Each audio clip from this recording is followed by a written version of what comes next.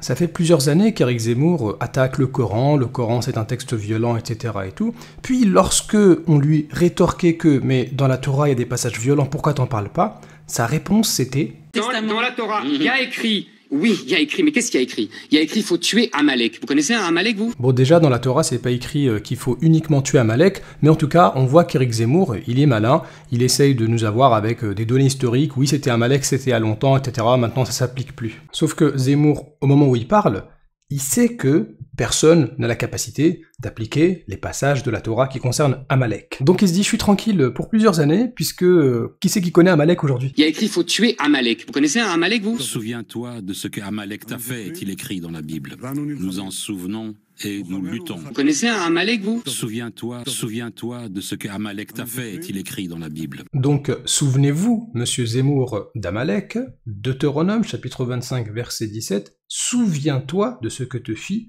Amalek.